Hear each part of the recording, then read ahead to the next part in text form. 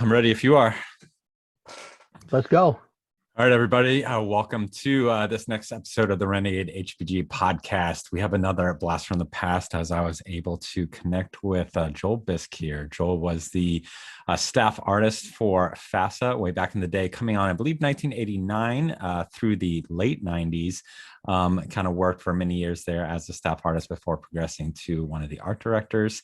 And we're going to be chatting today, just kind of looking back at a lot of the projects that Joel was involved in, including I believe the 20-year update might have been your first, and then TRR 3050 and many more.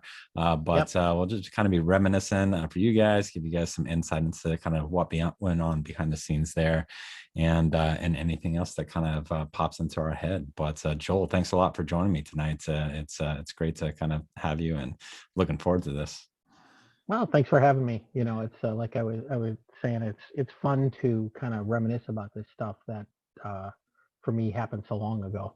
Indeed, yeah. And we're like we were talking about before I hit the record, is that I imagine when I have these conversations, kind of someone coming up to me out of the blue and asking about something I did 30 years ago and how I would feel about it. So it's must be a little surreal, but it would be more surreal if we didn't have social media. Yeah. Because that's a lot of how I've reconnected, both with friends and with fans. Because to be honest, you were correct. I started in early 1989 and was there on staff through late 97, and I continued to work remotely once I moved to Florida until early 98. Which was when FASA went through a big contraction, right. Which I guess was maybe a year and a half before they finally closed up doors on the original FASA. But yeah, so I was there through a big chunk of original FASA's lifespan. So, and what was that original contact? How did you connect with FASA in the 89? I went to an art school in Chicago called the American Academy of Art, and I was going to be a comic book artist. That was that was it. That was where I was going.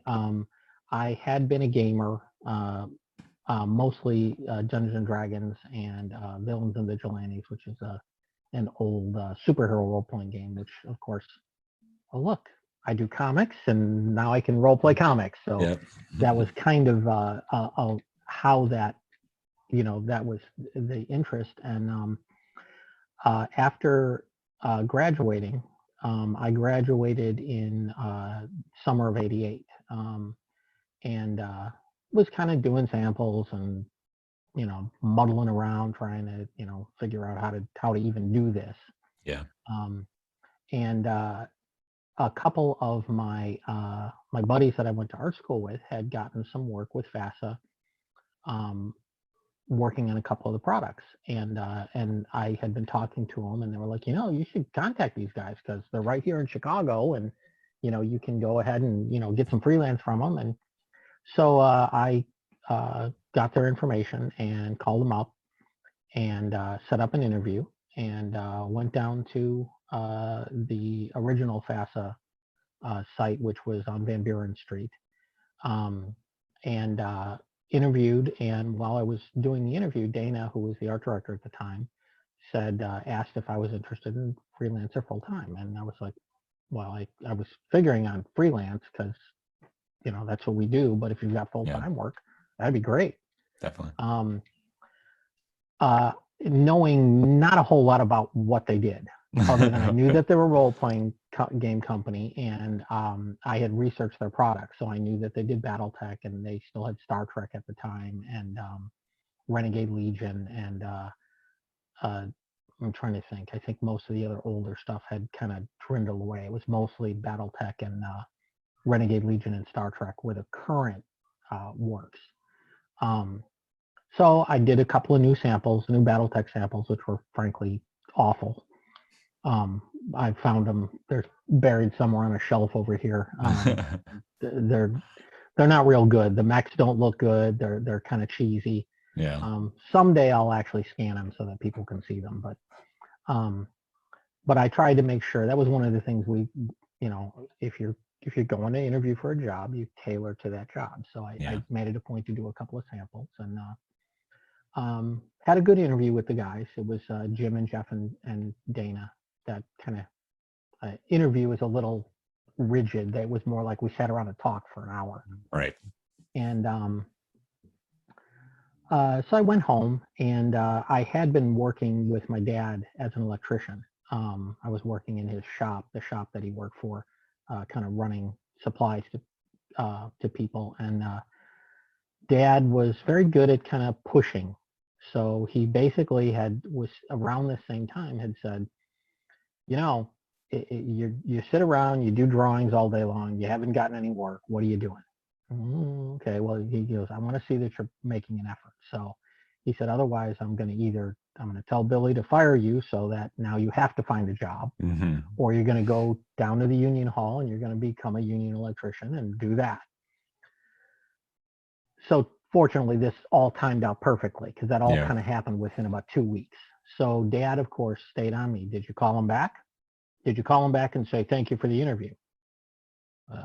Okay, so I called him back and said, asked for Dana, thanked him for the interview. And that was about a couple days later. And then I just waited. And Dad's like, have you called him? No. He's like, well, call him. Don't let this just go away. Call him. So I waited another week. So it was probably about 2 weeks. And I called up and I said, I was just checking in and I wanted to know if you made any decisions or if you needed any other information, blah, blah, blah, that kind of stuff. And Dana said that we're still thinking about it. And so I waited another week, 2 weeks, something like that, and called back again. And Dana offered me the job. And I found out later that they had narrowed it down to 3 of us. It was me and Earl Geyer, who was he was a longtime freelancer with us. Yeah. And one other person who I can't remember who it was. But basically, I was the one that called back. Okay. Oh, perfect. So Dad's advice worked because I was the one that called back. Excellent. So that's how I initially got the job. So I came in and we were in a little tiny office. We were above a printing press, printing company on the first floor. We were on the second floor and our warehouse was up on the third floor. And the front of the building was maybe we had little light tables that were maybe 4 feet long and 3 feet deep. And I had some bookshelves that were right next to me. So I was in this little cave and Dana was literally right behind me. I mean, literally, if we both backed up at the same time, we would hit each other because there was maybe 10 feet of space from wall to wall. And then Jim and Jeff were right down there, and across from behind Jeff was Sam Lewis, who was the BattleTech developer at the time. And then a little bit down the hall were the editors, and that was it. That was the company. A couple of guys in the warehouse, and then Jordan and Ross and Mort, the owners of the company, and that was it. That was everybody. And now, what was the first major project that you dove into when you were there? That was 20-year update. Okay. I spent a couple of weeks basically familiarizing myself with the universe because all I knew was that it was kind of like Robotech visually. Okay. I had no idea what the universe was like, what the universe was about. So I just pretty much read the 5 house books cover to cover. I went through 3025 to familiarize myself with the mechs and read all of the novels that were out at the time. Okay. So I would do some sketches and I'd read a couple chapters and I'd do some more sketches and read a couple chapters. And then 20-year update was the first official assignment, the first book that I worked on. So that was where I started with them. Now, if I recall from my conversation with Michael Stackpole, that the 20-year update was essentially kind of arose from that jump that they decided on in the novels. Does that sound right? That when Mike said that he pretty much had better stories for the next generation, in kind of that 30-50 time frame, than just going into the 30-30s, that they eventually kind of ran with that, and then it became the Blood of Kerensky and the clans. But that 20-year update was essentially kind of a bridge, a way to bridge that. Is that a accurate kind of understanding, recollection then? Honestly, if that's what Mike said, Yeah. I would certainly agree with that. Honestly, because I just kind of came in and got plopped down into it. Yeah. I was at that point still familiarizing myself with the universe, so I kind of understood okay, 20-year update. I understand what that is. Right. But it took a little bit of time for me to really get up and running on what the universe was and all of the intricacies of, the political intrigue between the different houses. Right. And that was all something that was really, really new to me. So trying to kind of get that, like even to the point of trying to illustrate some of the characters for 20-year update, which I did most of in there. I had no idea who any of these people were. So, okay, this is Davion okay, that's that source book there. And this is Merrick. So that's that one. So, so for me, it was just, trying to make sure that the characters looked like they were supposed to. Right. So as far as how that came about, that kind of predates me. By the time I got there, the book was already in editing, and came through so that we could then start drawing in it. So the development part of it, I'm not necessarily familiar with some of it. Kind of depends on the product for me. And then how much, I guess, communication, how much collaboration was there with the people in the office, just to, to get kind of a consistent visual aesthetic there? Well, I think generally when you had the developers, whoever the BattleTech developer happened to be, whether it was Sam or either of the Knightstone brothers, or Rob later on, the different people, they made sure that they kind of directed the universe from a storytelling scope. Yeah. As far as what we did, we got a good bit of freedom. Again, I wasn't there for the 3025 book that Dwayne Luce did all of the BattleTech drawings. So Right. I've seen all the originals. We had all the artwork there, but I wasn't there to know how did he figure out what they were. I don't know if he got any updates. I know that by the time I was drawing them, I pretty much had freedom to make them look like whatever I wanted to. So for me, it was one of two things for any of the mechs that would have been new mechs for 3050 would have been, and now I'm also talking about Inner Sphere mechs. The clan mechs were all designed by Steve Venners, who at the time was renting space from us upstairs. In the warehouse. There was a big area of the warehouse was just open, so he kind of put a studio up there. So we had freelanced him the job in 3050 to design the clan mechs. And what kind of work was Steve focused on? Like was he an artist as well, just freelancing? Or I know Luce was basically what was he, an industrial designer? He was an industrial designer. Okay. And initially we had contacted Dwayne to do 3050, but he wasn't available to do it. And I actually had to go back through, and I don't have those source books anymore. So I had to go back and dig through PDFs of them, and I'm like, wow, I don't even remember doing some of this stuff. But when they did the 3050 update, a lot of that next generation of BattleTech, I would assume that it was Sam and Jordan and Ross Jordan and Ross at that point were still very hands-on with the products. As time went on and they kind of moved on to the BattleTech centers and FASA Interactive, they were involved much less in the day-to-day operation. Gotcha. But back then, you know, Jordan would come into the art department. He was very much a creative person. So there was a lot of stuff where those guys, Sam and Ross and Jordan, would kind of sit down and move that direction forward from a story standpoint for BattleTech. So when we were doing the 3050 update, it became much more of, we've got some new battle mechs. Some of them were based off of other battle mechs, so they were, you know, variants, or like one of the ones that I designed was the Axeman, which was a bigger version of the Hatchet Man, right? Which was basically the description I was given. Okay.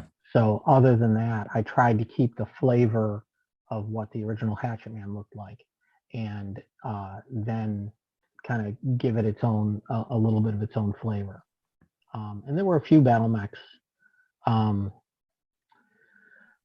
The Hatamoto Chi, I think, was based off a Charger. Correct. Yep. And again, it was an Asian looking version of a Charger. That's kind of the description I got. So beyond that, whatever ended up in the book was kind of, okay, here's my version of it. Yeah. And so that's pretty much, we had a lot of freedom as far as that's concerned. Occasionally, if there was a request, you know, Sam decided, oh, we want this mech, we need it to look like this, it serves this purpose. There would occasionally be you know, a little bit more direction like that, but for the most part, it was like, okay, I've got a name and I've got some stats, which more often than not I would have to ask about because I don't play the game, so I don't. So for me, you know, telling me there's not enough heat sinks on it doesn't mean anything to me. Yeah. You know, so it's that's the kind of thing where it's like, I'm just trying to make sure that they're interesting looking, you know, and something that I would like to draw on. So that's kind of where it comes from my standpoint. And now when I look in the credits for these books, you know, you see a lot of different things. I have one beside me here, you know, it has illustration, it has you and Jim and Dana and Steve listed there. And then it has art director is Jim, production is Sam. Like where do you guys all fit in that process? Do you all collaborate to create a Hatamoto Chi, or, you know, is it just you get that mech and you know, Jim gets X mech and you get the Axeman and he gets, I don't know, Stinger update or something? The way that 3050 in particular came about, which is a little bit of there's a little difference between the tech readouts and like just a regular source book. Right. With the tech readouts, because it's all battle mechs.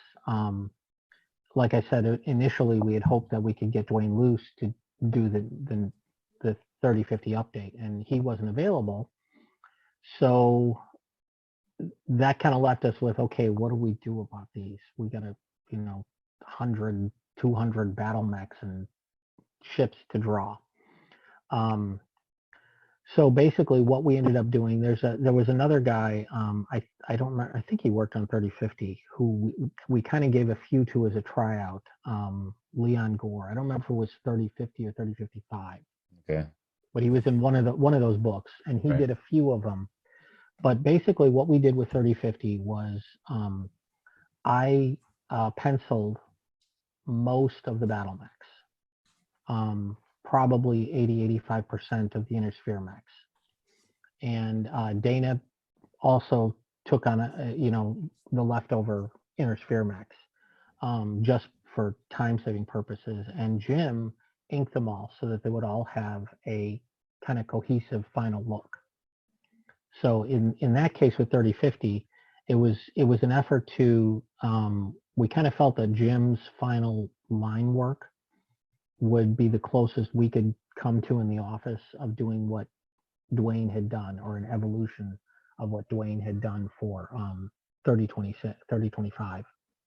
So basically I sat down and did the pencil drawings, poses, the all the shapes, making sure that the armament, that the visual armament was correct, and then those all went to Jim, and Jim then did the final line work over everything. And so, as a non-artist, with the loose familiarity and maybe trying to clarify for people who are just non-artists in general, so you're essentially creating a sketch, and I'm imagining that as a pencil sketch, and there's a lot of kind of, there's a general impression of what the final item is, but there's a lot of kind of extra in there. And then are you saying, and Jim comes in with the pen work, is that what you said? And our line work, and he basically takes that rough outline that you've created and makes the final lines definitive and picks it. So, what is, I guess, just to kind of understand what those roles, even, and you said you were interested in comic books. Even it's interesting when I was listening to some documentaries on comic books of understanding that there's really kind of 3 stages, I guess, in creating comic art, between, the line art, the coloring, and then the final product. I don't even know if I have those names right, but and so I'm trying to kind of understand how that works in kind of the liner as well, because in the, on things like Sarna, which is a resource for BattleTech and looking for things, it has just one artist credited to most of them, and I think TR 3050 is mostly credited to Dana. And so I'm just kind of curious what actually is kind of where those creations, visually are coming from. Pretty much when we would do, and I wish I had some of my sketches, any of that kind of stuff around to kind of show. Let me do a quick screen share here, Sure, Joel, and then we can talk about it while we look at it. There. So do you recognize this one? Yeah. The wolf trap. Okay. So like coming down here, it has you credited there. That's because I pulled it off your page, but actually the Caesar and the wolf trap here were the only ones that had your credit. Most of them credit to Dana. And so, what are each person's role within creating this image? Well, now basically the thing, this is mine, and I've noticed, I've seen that there's a lot of inaccurate information out there on a lot of this kind of stuff, basically because when we put the credits page in, we literally just list anybody that worked on it. Yeah, right. We don't break it down to tell everybody. And I don't remember why we didn't sign these, like, why Jim didn't sign them all. And then because I know Dwayne signed his in TRO 3025. Yeah, they're all, and it might have just been a time thing. I honestly don't remember why we didn't. But basically, looking at this, the wolf trap here, what I would have done is all of the basic shapes that you're seeing would have all been mine, even down to on the left arm shoulder, the kind of circle in there, and the edging that's around that shoulder epaulette there. Okay. I would have penciled all that in, but if you look at the detail work of, like how many lines he chose to put, and the different plates along the arm, I didn't do that. I didn't do a lot of that detail work. I left that up to Jim. Okay. So like looking at the legs, I would have made sure that those center pieces on the legs, on the lower legs, I would have drawn those, but I wouldn't have done, like how many lines there have to be there. Those choices Jim made. The thickness of the lines, that kind of stuff, Jim made those decisions. So that's kind of the way that stuff comes about in this case, how it comes about. I'm not quite sure why Dana kind of ends up credited with much of this book, because like I said, I went through the whole thing, and I think probably 80 to 85% of the inner sphere mechs were all penciled by me. Okay. I could show you quickly the ones that Dana did, just because he's got a very different look than what I do. So my stuff tends to have a more comic booky look, Yeah. even at this point, just because mostly in the way this stuff is posed. Okay. Which is funny, because now I look at this stuff and I think, oh, I shouldn't have done that way. Yeah, that's the curse of like putting your stuff out into the public, right? Yeah.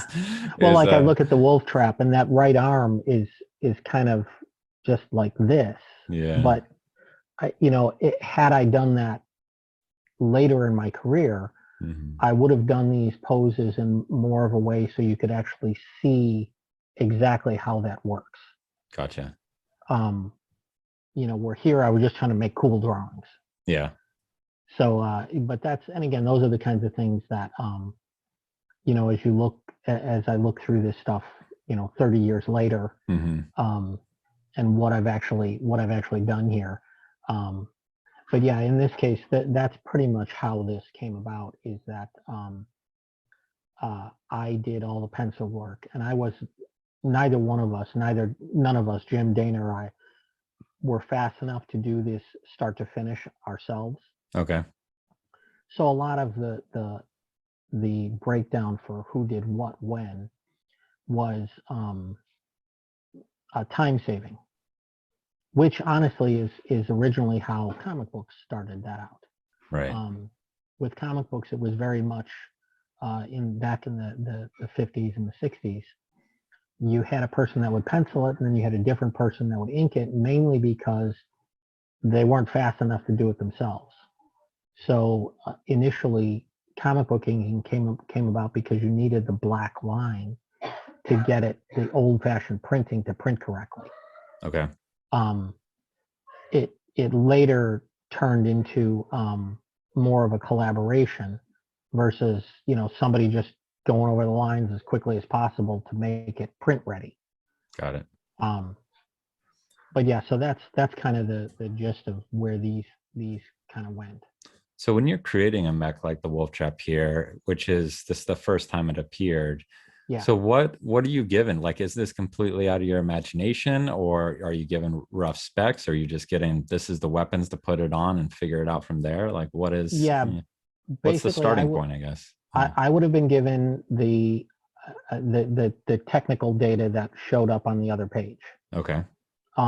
Occasionally, like I mentioned with the Axeman or the Hatamoto, I would have been told, okay, this is a variant on this battle mech, in which case I was trying to keep the flavor of the original at the same time. With something like this, it was just trying to come up with an interesting design. And I'm looking at it, and it's like it's funny because I remember some of the decision making that I made. Okay. Like the right arm is obviously I was told that's what's on the right arm. Yeah. The left arm, being a hand, I don't know why it's only got 4 fingers. I don't know why I made that decision. But I tried to, I wanted the intention was to give it more of a snout, playing off the wolf aspect of it. Okay.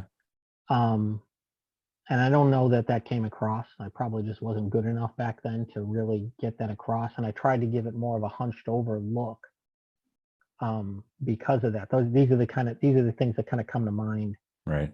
Looking at it and remembering little bits and pieces of oh yeah, I was trying to do that.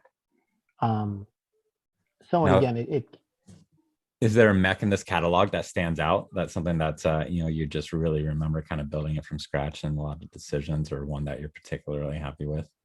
When I went back and looked through it,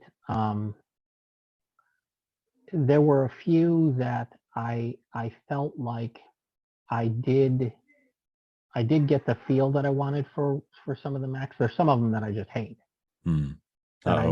What's one you hate? I'm trying to remember. I looked through them, and let me see if I can. I should be able to pull up the full list here. It won't have the pictures, but yeah, here we got the full list.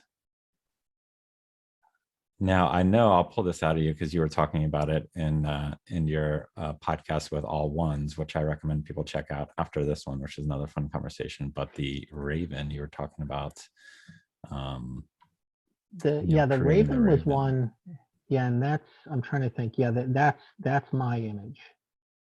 That's beautiful. That's one of my favorites, Joel. Yeah, so, this one, like I said, I look at it now, and I wish that I had just turned it slightly so you could see that back set of armament that's back here.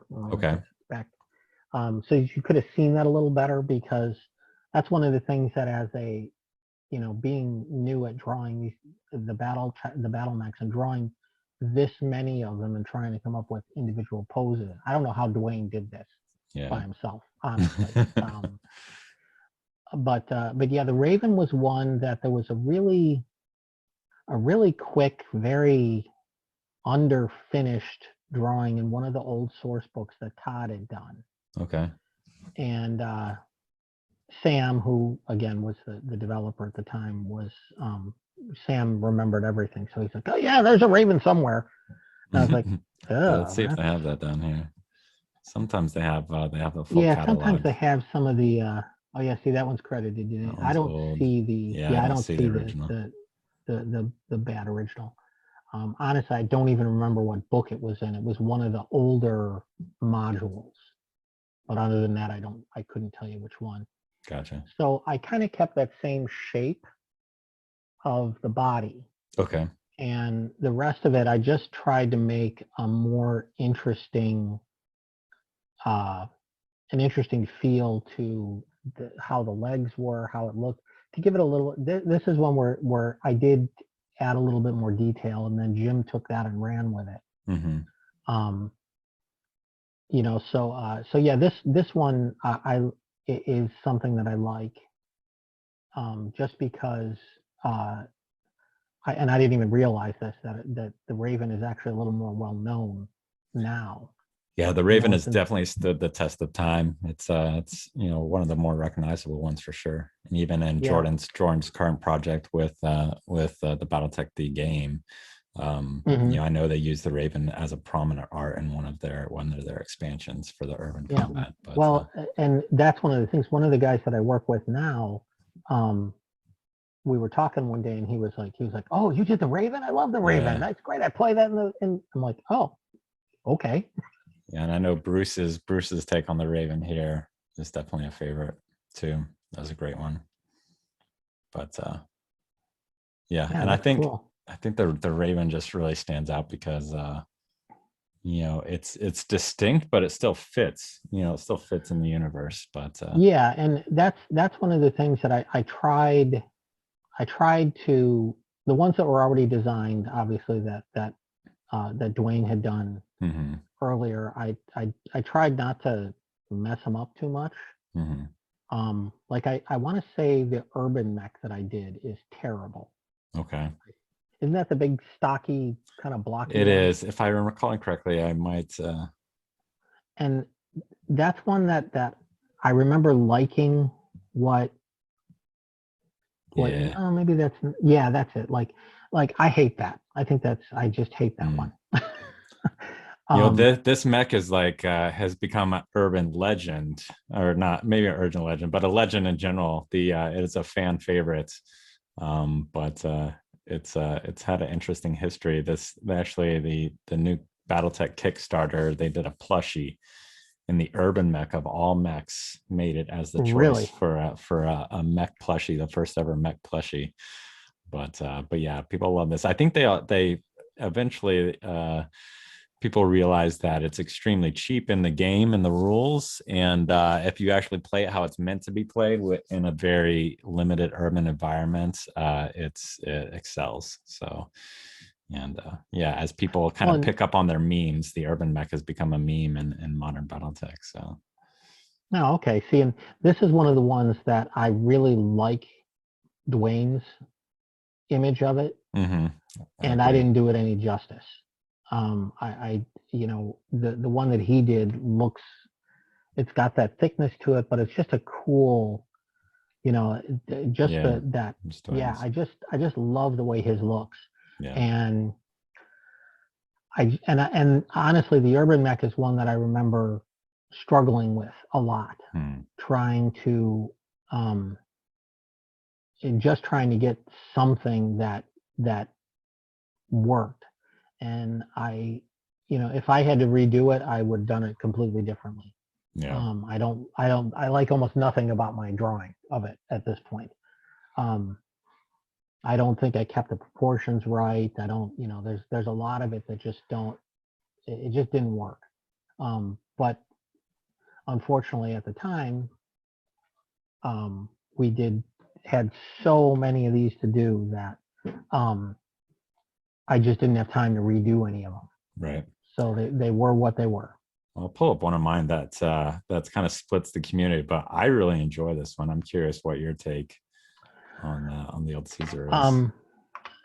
I have no idea what the mech itself is like, but this is more one of the images that I thought that I did that really worked. Yeah. Again, I have no idea what anybody thinks of the mech itself. And that's something for me that is a very different. My idea is just to get an interesting image out of it. Mm-hmm. And so this one, I think worked a lot better for Yeah. me. So this is one that I like the way it looks. Yeah, I enjoy this, and the mini. I actually love the mini. It's one of my old favorites. But yeah. Yeah, there's a lot of them. So that's interesting. I'll maybe I'll kind of split off and either follow up with the email or something after this with a list, and we'll get these the credits fixed so that we know who actually contributed to each of these and which ones were Dana, which ones are yours and Jim's. Yeah, because I could certainly I can certainly go through that and like I said, I looked through the PDF of the book and of this and 3055 as well. Yeah. And there's a lot I know that Dana gets credited to, and I'm not quite sure why, because it just means, okay, there's people who aren't artists looking at this. Well, yeah, I think Sarna is essentially a BattleTech wiki, and so it's everyone's volunteering, contributing. And as you noted, things don't get credited very well, and so I've definitely found that are just flat out credited to the wrong artist. Whenever I post on social media, try to kind of share BattleTech art, because the art is a focus of my interest in BattleTech, and I do my best to credit the artist and search it, because as you know, on the internet, things get shared and the creator gets lost early in that process. But yeah, I have posted some major artworks actually that were miscredited on Sarna and kind of quickly corrected. But well, and I think that's something too. That's actually one of the ways that Matt kind of found me in the Shadowrun Facebook group.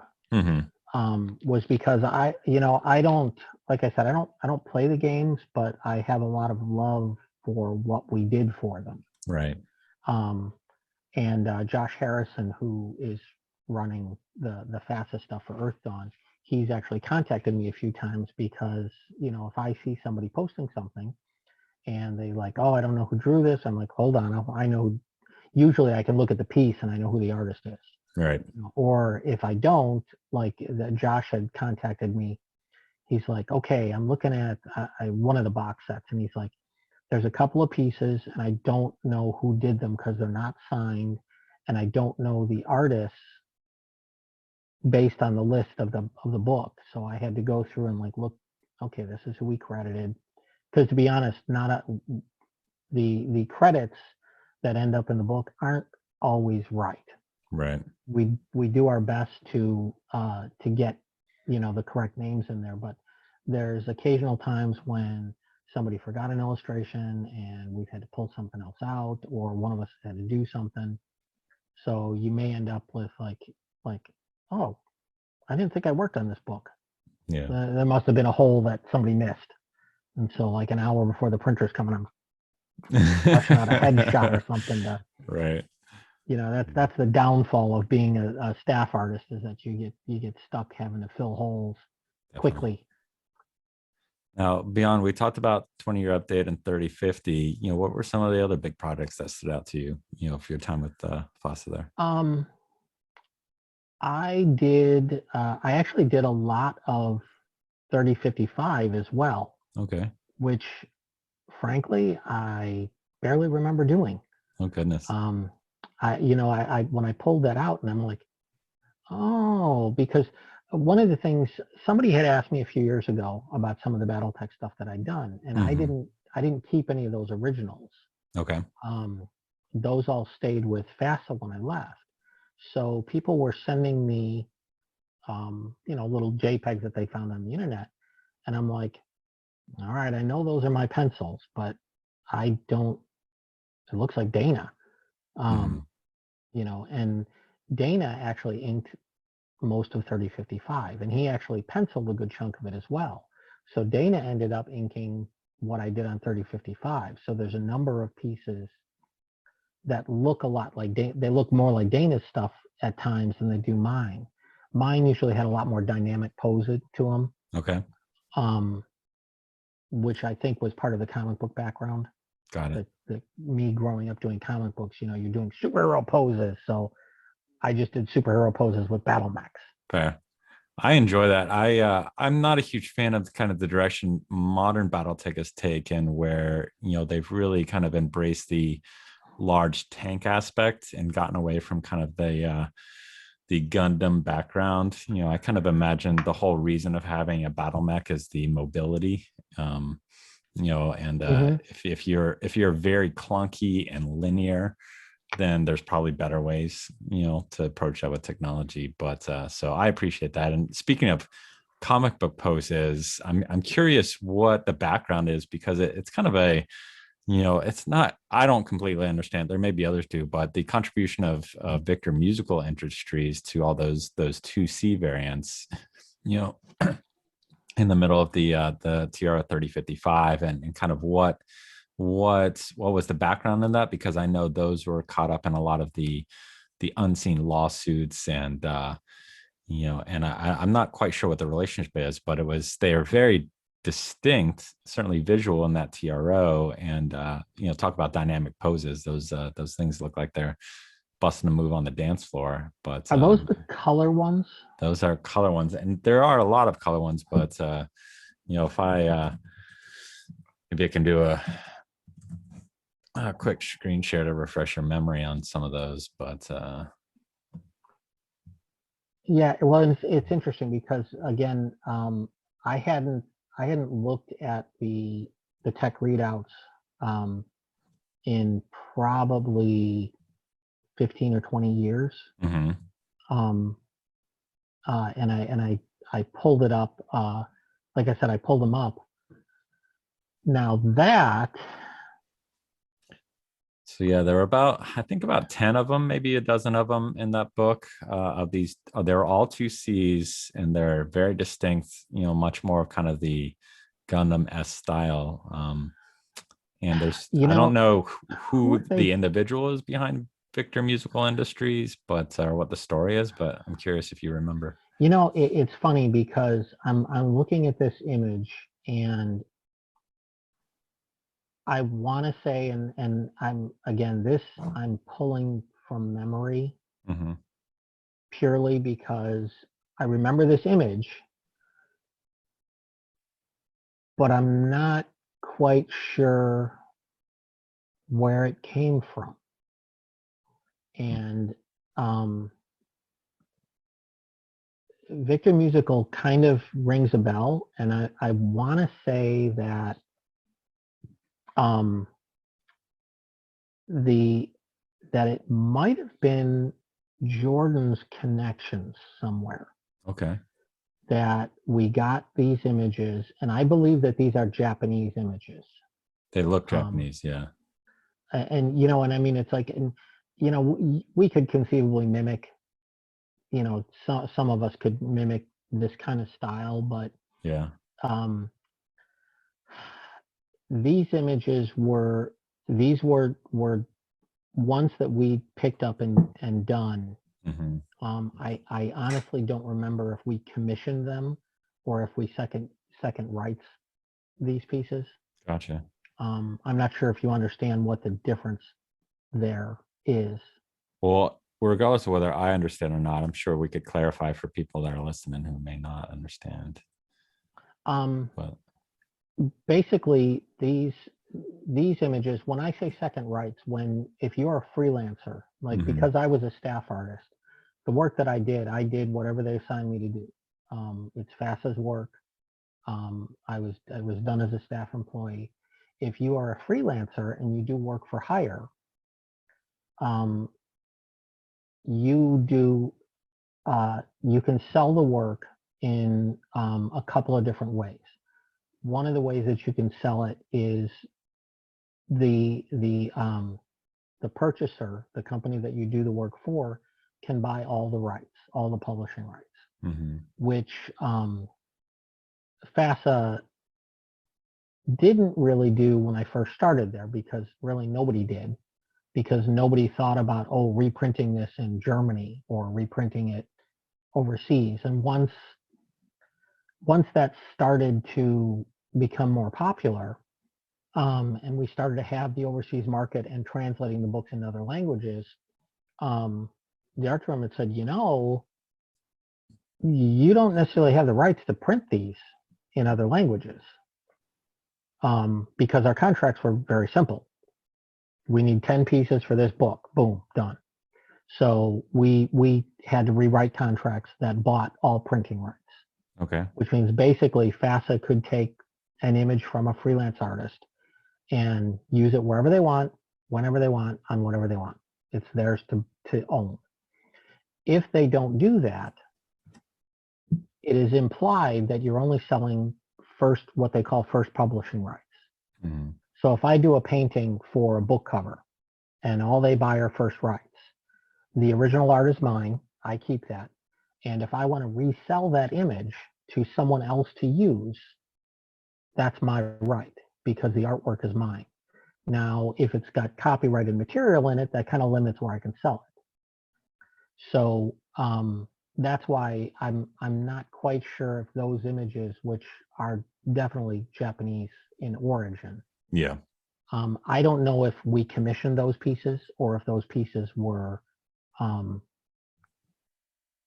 simply had been done and the rights were open on them, so we could buy them as second rights pieces. Interesting.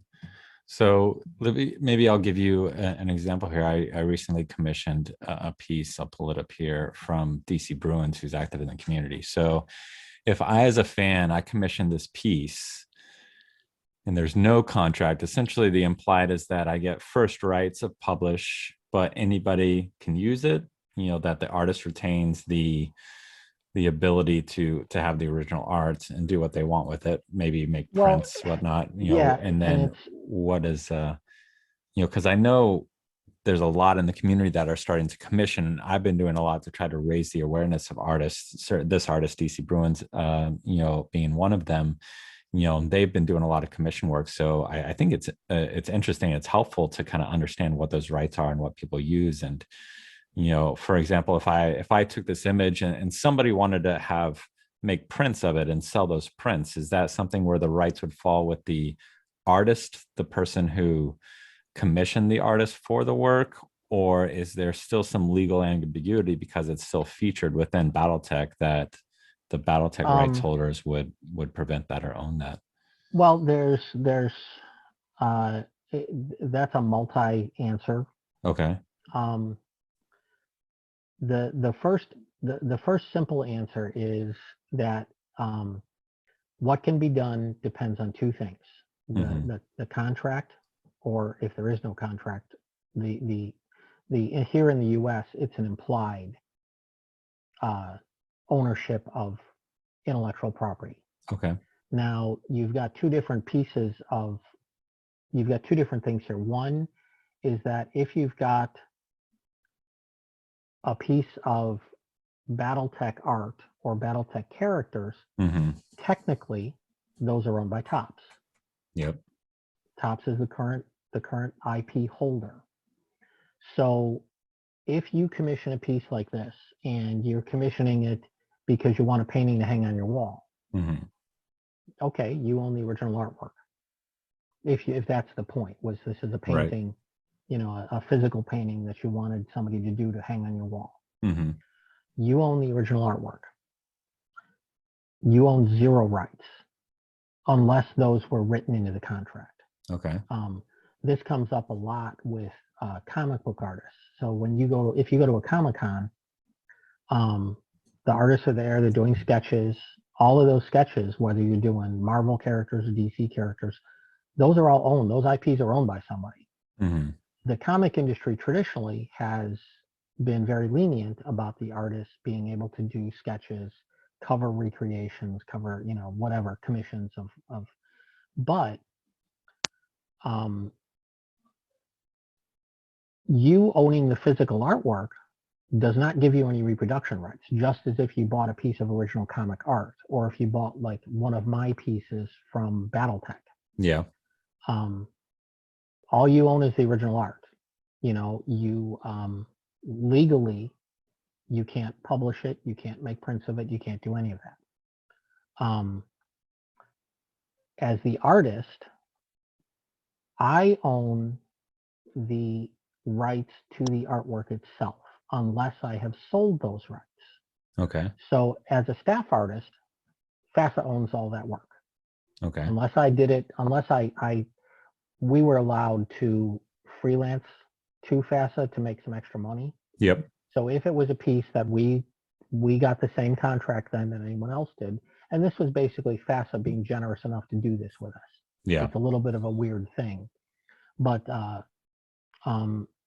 here's an easier example. I've done Magic cards for Magic the Gathering. Okay. When Magic first came out, they were paying the artists a set fee and royalties, which for some of the artists who did a lot of cards turned into a lot of money. By the time I had done them, which was about 4 or 5 years after they started, they were just in the process of changing their contracts to buy all rights. And from a company standpoint, you'd be stupid not to, because if you want to publish your BattleTech book or your Magic cards in another language, you need to have those publishing rights. You need to be able to just give them the art. Here you go use it. So that was actually one of the reasons when, if you look at current Magic art, they have recommissioned art, and now they constantly recommission art for the same cards as they update their core sets. Right. Initially, they did that because some of the artists were resistant to taking a buyout to not get royalties anymore. Okay. So Wizards said, well, we own the rights to the card. Right. We'll just put another piece of art on the same card. Yeah. And in the long run, that became, well, we can just keep doing that. So they've continued to do that. And they basically pay a flat fee for their artwork, because they own all that work. If they want to put it on t-shirts, they want to put it on, you know, if they want to make prints and posters, they can do that. They bought those rights. Now the artists, depending on when you've worked on what you've worked on, most of the artists can still make prints of their work. You have to have the copyright Wizards of the Coast and their, you know, copyright Hasbro or whatever the technical copyright is now. Yeah. But that's because Wizards allows you to do that. Okay. If they decide they want that piece of artwork, if it's something they want to make prints of, they can say, no, you can't make prints of that piece. And you don't have any legal recourse because it's in the contract. Yeah. So it's a very malleable thing. So like with the piece that you were showing me, if you want, and a lot of it comes down to how much money you're going to make off it. If somebody's going to do that and make prints off it, most companies aren't going to make prints of their artwork, so they don't care. So it's never an issue. But if it's something where you wanted to sell that image, or the artist wanted to sell that image to, some other company, you kind of, it's kind of up in the air, because number one, they've sold it to you. So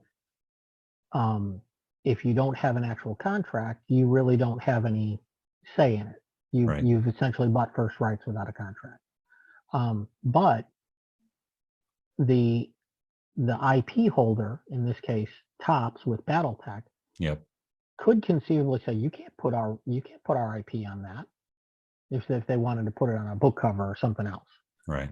You can't necessarily do that. So it's a long-winded kind of no, that's super helpful. convoluted. I know there aren't a lot of prints because it's not something that Catalyst, Topps does, and so for the artist side, and I would love to see the artists do more prints and put it out to the market, just to support themselves, because as you noted in your All Ones conversation, the rate of compensation for artists is really the same as it was 30 years ago, and maybe even worse. And so the artists really have to be creative in terms of finding a way to support themselves. And I think that the really good artists out there, if they could, let's say there was no commission involved, there's artists out there that create their own art and they sell prints, whatever they want to do with it, I'd love to kind of clarify, or get some insight into kind of the legality of that. And so it sounds like what you're saying is that if an artist created art for themselves, or if somebody commissioned art and bought full rights, then either of those parties could make prints and sell those prints, up until the point where Topps,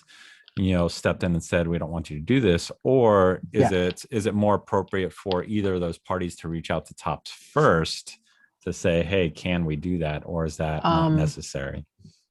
It's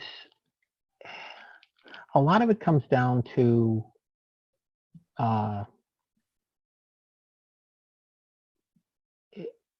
whether or not the decision to make something like prints comes about. Kind of comes down to how much effort is it worth the effort to make prints? If a lot of the magic artists, for instance, have high-end inkjet printers that they do their prints on, they don't charge a ton of money for them. I'm not talking about the professional versions. There are some of them that do professional versions, that do the play mats and stuff like that, and that's usually that's usually written into the contract what you can and can't do, so that Wizards is very good about being upfront about, we'll let you do this, we won't let you do this. For something like BattleTech, there frankly isn't nearly that kind of a market. I've done a bunch of BattleTech cards for the old card game, right? And the originals for those, I can't sell for nearly what my Magic original sold for, right? Because there just isn't the interest. It's supply and demand. I still have most of my BattleTech card art. I've sold a few pieces. I sold the piece that has the Raven on it, and I sold the Dashis that I did, right? Which was 4 or 5 of them. And one person buy those. But again, I sold the Dashis, all of them, for maybe the price of one of my Magic pieces. Gotcha. Because there's not nearly the interest for it. So, they end up having to be priced accordingly. It doesn't do me any good. I mean, they're all sitting on a big shelf here. Yeah. So if there's interest in it, well, I'm going to give you a relatively reasonable price. Right. I've been paid for the artwork itself years ago. Yeah, that's interesting that you brought up the card game. I'd seen that you had done art for the card game. I've actually been heavily involved in the card games with this channel. It was actually the early focus of this channel, was just kind of like diving into the history of the card game and talking to a lot of players, the early world champions. And I've spent a lot of time basically creating custom cards for the card game using the art that's available out there in the community. And so, it was fun. I didn't realize when we were connected that your art extended into the card game. So that was a fun little surprise when I hopped onto Sarna and saw some of your art there. And, the Daishis, the Widowmaker, being one of them. Alex Mallory is one that I really enjoy from the art there. But it was very cool to do that, and I'll definitely, there's a Facebook group of the people that still play the game and and enjoy the game, and so I'll definitely kind of connect this podcast to them and let them know that art's up for grabs. Maybe we can get you a little extra spending money. Just find the people who are interested, because there's a good core group of active players there. But it's been a fun ride for me. I'm definitely curious what your experience was with that game, if you were just freelancing at that point, or if you had any insight into the kind of development of that game. We were all, because Wizards produced the game, basically they worked very closely with our BattleTech developer to ensure that they were making a game that kept the flavor of the board game. Yep. The miniatures game. Again, I don't play, so I don't know how successful they were. I know that they went through a number of, for the time period, it was a fairly successful game. They went through a whole number of updates and things. So it's not like it was one and then gone. Yeah, it really just died with FASA. When FASA died, the game died with it. But the mechanics are actually superior. That's why a lot of people like it. Still to this day, because the mechanics of the game are so solid. There were some design issues that happened, about a year and a half, 2 years into it, which started to kind of skew how the game played, but they started to recover that in the later sets right before it got canceled. But yeah, it was, once FASA shut down, it kind of ended the game. But yeah, the mechanics are solid. It's a fun game to play. I picked it up early last year, and that was actually the inspiration for this channel. Was I picked up the card game, I was interested in it, and I did my first podcast were conversations with some of the more active players in the community, the people that have been kind of keeping the Facebook alive, and then I ended up interviewing the world champions, the first two world champions for the game. So it was fun. It's a solid thing. If I have an interest myself in trying to see that a card game, not that card game, but a BattleTech card game come back to market. And hopefully some conversations with the head brass at CGL can kind of move that idea forward. But it's interesting because that it came about, and I continued to do BattleTech cards long after I left FASA, because of course the game came out shortly before I left. Yep.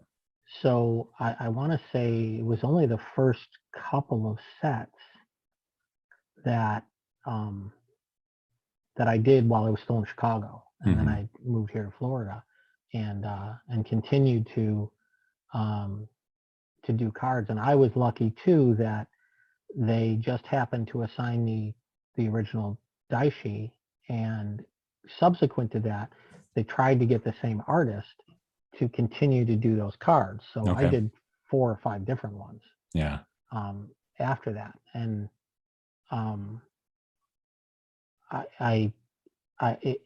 if I'm recalling it correctly, people tell me that was a fairly popular mech in the card game.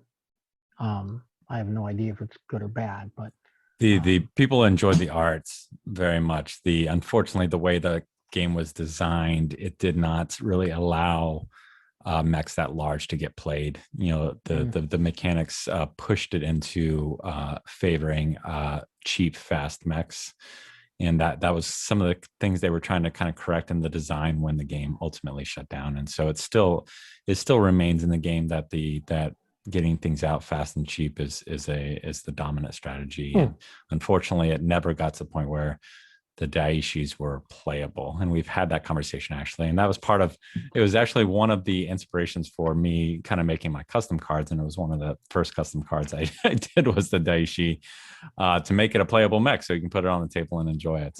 But that's interesting. Yeah. Cause I know that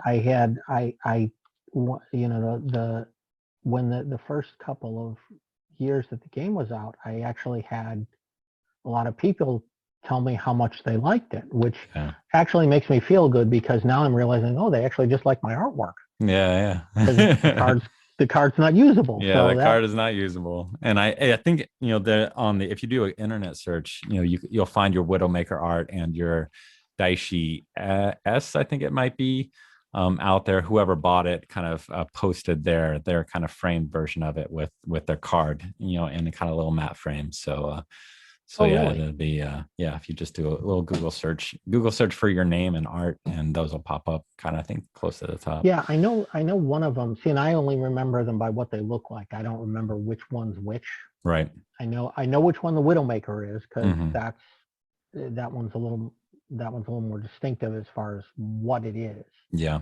But yeah, I know there was one that I did that kind of had rocks in it that was more of a bluish color, and then there was one that was kind of like pinks and purples, and then there was one that was like a down shot that was more, greens and the pinks and purples was the prime, the down shot was the B, and the second one you mentioned with kind of the blues, I believe, was the S, and then the Widowmaker, and I can't remember what the A was, if I'm remembering correctly, but yeah, that's funny. It's funny how you remember as an artist kind of what's what. So and it's like it was funny because a lot of my artwork I had scanned, and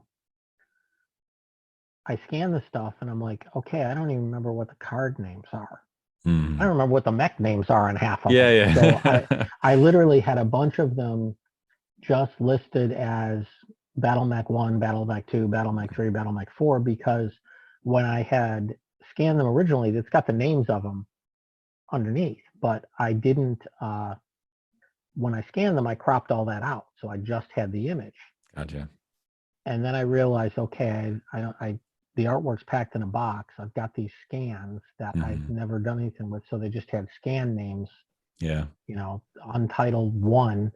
So I had to go back, and for the longest time, my archives, my digital archives, were just Mech 1, Mech 2, Mech 3. Yeah.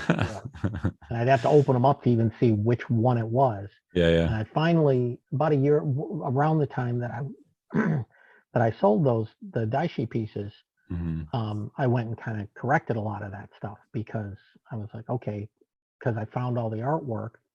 So I'm like, okay, so now that's what this is. I got to change that. And but I did a whole bunch of cards. They kept calling me to do them, and I'm like, okay.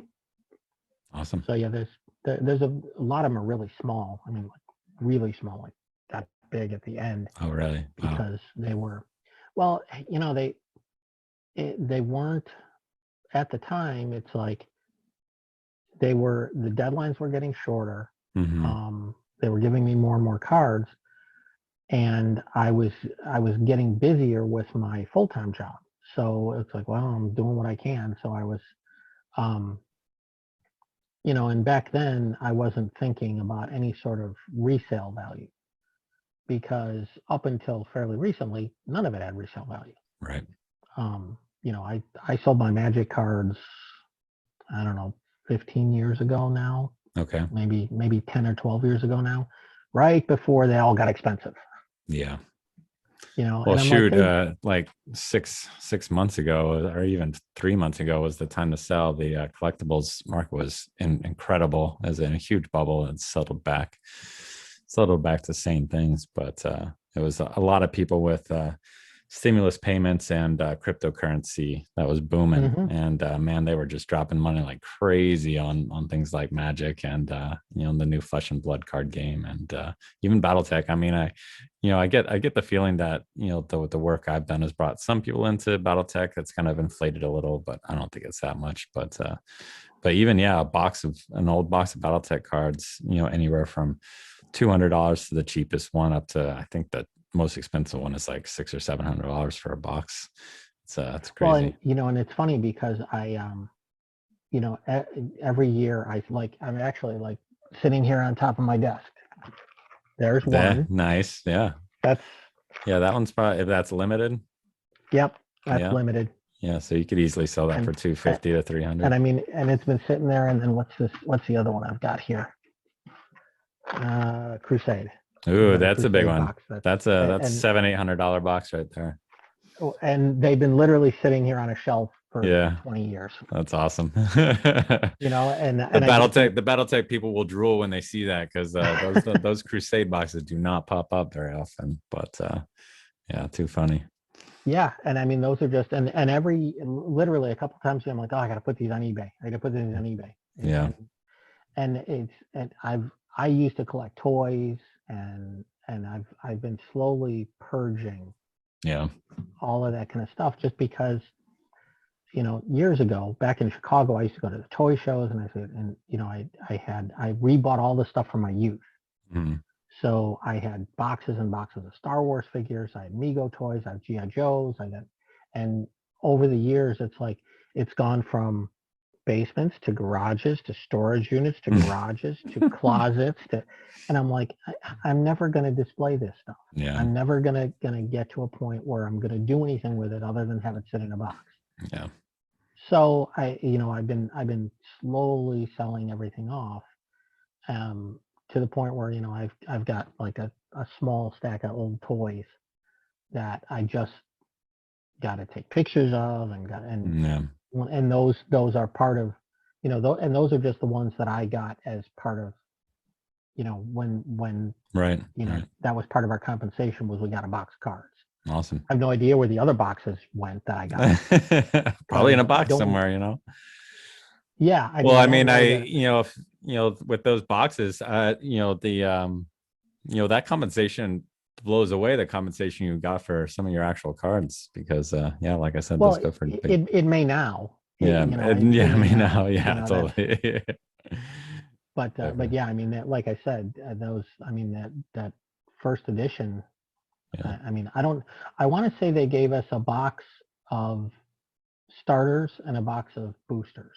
Okay. And so the box of starters is I opened those and just Hmm. left that because I wasn't necessarily going to play the game, but I just wanted to see the cards and, Yeah. you know, and they gave us the artist proof cards of, you know, I've got piles of white back cards and, Yeah. you know, and there isn't really any interest in them, so they just sit in the box over there. Yeah. Well, we can talk after this. I can certainly happy to help you find buyers for it, because I know the people who would be very happy to take those off your hands. And but and you can pay for a little vacation with the family or something. So how much do you still stay in touch with the your coworkers down there? I know I'm exchanging messages with Jeff for the last month or so. We're trying to nail down a day that we can do a podcast together. But yeah, do you stay in touch with Jeff and Jem and any other guys there? Yeah, usually mostly just through Facebook. Yeah. Um, you know, the problem, particularly with Jim and I, is that we're both sports fans as well. Okay. And we keep talking about catching up on the phone, but we both know that we need to block out about 8.5 hours per phone call, Yep. because every time we do get on the phone, we talk for hours and hours and hours. Awesome. But yeah, I keep in contact with them. We message back and forth, you know, fairly often. So it's uh, some of the other guys, Jeff and Jim in particular, Hmm. I stay in fairly close contact with. Some of the other guys, you know, Dana, I know he's out on the West Coast now. You know, so I talk to him through Facebook every now and then, and Yeah. same with Mike Nielsen and, you know, some of the other guys.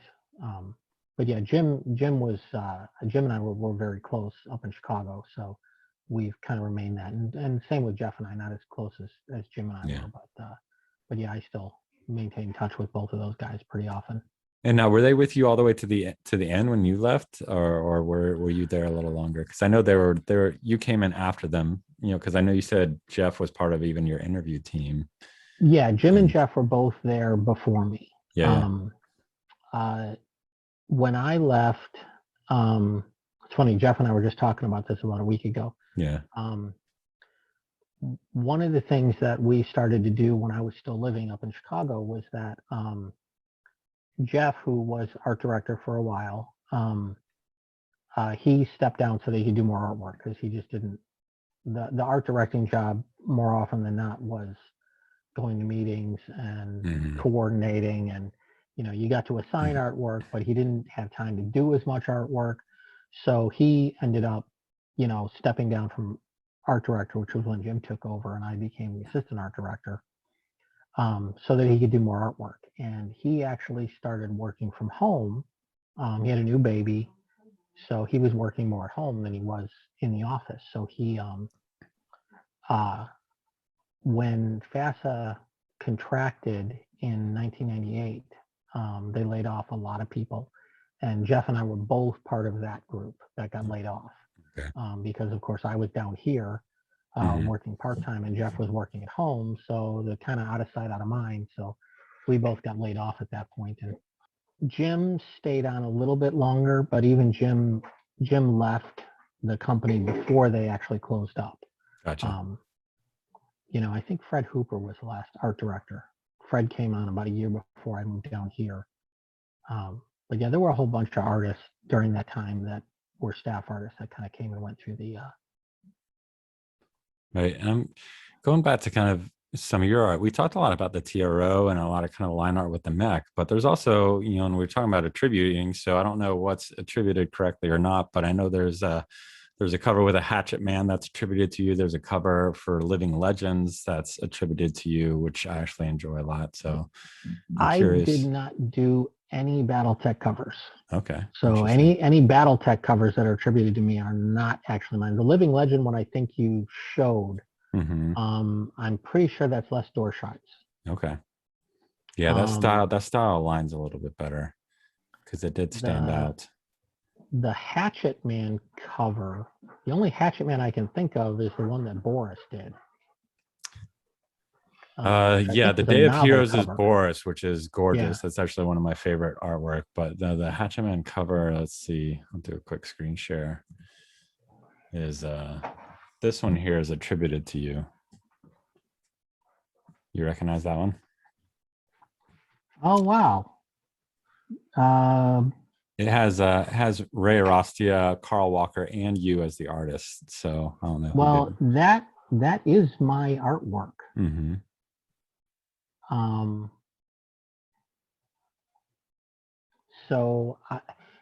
that's classic BattleTech. So this would have been FASA, and so the classic tag is what FanPro. Yeah, so that's FanPro. So reprints. I assume that is a piece that I did. That was probably a black and white piece that someone colored and they used for the cover. Interesting. Yeah, that's the first time I've actually seen that cover. So that that does look like my art. Yeah, this is the page with all your credited art, and so we have some of Candace that's credited to you. Yeah, most of those look like mine. Yeah, that's from 20-year update. And yeah, once we get your, they have this Jenner 2C credited to you. Does that look familiar? Yeah, that's mine. That's another one that Jim inked. Yeah. Yeah, actually, that one, that little scribble down at the bottom is my signature. Oh, there you go. All right, so now we know. Keep a close eye out for the signature. Yeah, and I mean, I've signed my name in different ways over the years, so it's yeah. But yeah, everything looking at that's mine. But yeah, from what I can see, those all look like my pieces. Yeah, a lot of CCG cards in there. Yeah. Yeah, that's mine. That's not. So have you ever had the itch to kind of revisit the universe now with your new skill set? It's interesting because I think I would certainly do a much better job at it now. I've done a little bit of work for Catalyst on Shadowrun. Okay. And part of the problem with Catalyst is they pay really, really, really slowly. Which I understand. It's what they do. So it's, but they pay like 60 days after publication. Okay. Which is a very slow payment. So for me, if I'm like, okay, I need to make some extra money, that's not who I'm going to go to. Right. If it's something, okay, that's just going to show up some point down the line. But I actually have more interest in the visuals of BattleTech now than I did when I was there working on it. Awesome. Well, I've, in addition to Renegade HPG, I started a side project, which is basically a community art fund where we raise money from, we're up to like 130 people chipping in a couple bucks a month. and then I use that money to commission artists. And so if you have an itch to revisit it, there will be no 60-day waits. We'd happy to kind of get you back on as a BattleTech freelancer and kind of let you kind of revisit it in some way. I'll definitely I'll follow up with you on that after the podcast. And people listening, they can hop over to patreon.com/gallery3025. That's the community fund. And we're waiting on on kind of a reimagining actually of one of Jeff's old pieces, The Archer in Repairs. We brought on an artist over in Australia. Actually, he's kind of doing a modern take of that, and we stayed with The Archer. The patrons of that gallery voted to kind of keep The Archer, and it's going to be an Archer doing on a field base, Curie to Archer. I think maybe a Galadon regulars Archer at a field base, getting kind of repairs and people swarming around it. So that's the current project. And the one before that was actually animation by the same artist that I showed you that the commission I did earlier, which is brilliant. If you haven't seen it, I'll forward it. I think you will really enjoy it. Bruins is a brilliant storyteller and animator, and it's a very cool piece. But I'd like to see it. Yeah. Well, excellent. Well, everybody, if there's any questions you have, maybe shoot them down in the comments, and maybe Joel will see them, kind of chip in. But and support Gallery 3025, and we'll definitely kind of I'll reach out to Joel. We'll try to recruit him back to the universe, get a little homage to kind of those old days, and and kind of give his modern take on it. But Joel, I really appreciate you taking the time. This has been a very fun conversation, and it's been nice revisiting. It's interesting because there's a lot of stuff that I'm like, oh, I don't remember that. Yeah.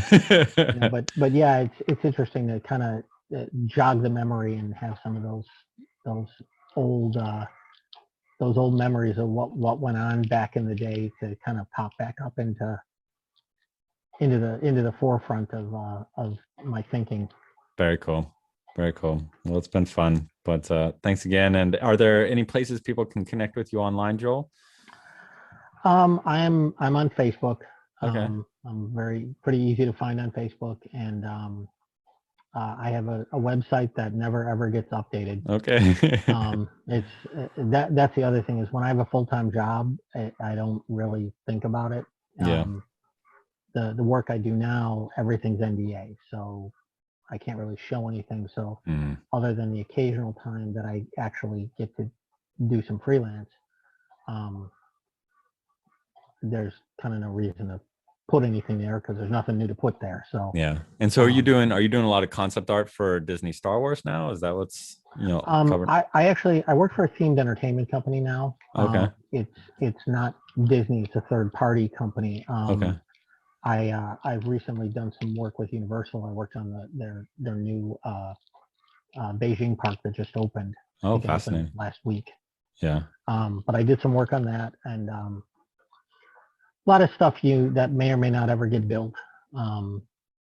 We do any sort of theming. So a lot of the stuff that I'm doing is overseas, which again, you may or may not ever actually see the artwork that I'm doing, because a lot of what we're doing is then going to architects and builders and groups out there. So it's certainly a little different than what I've done to this point. Gotcha. Well, cool. Well, maybe we'll see it. I think there's a sad amount of brilliant concept art out there that in those studios that never sees the light of day, but which is sad. But we enjoy the art of yours that has seen the light of day. And so thanks for giving us that back in the day, and thanks for telling us a little bit about the back history of it. Not a problem. Not a problem. It was fun. Cool. I appreciate it. All right. Thanks, Joel. Thanks everybody for listening, and we'll catch you on the next podcast.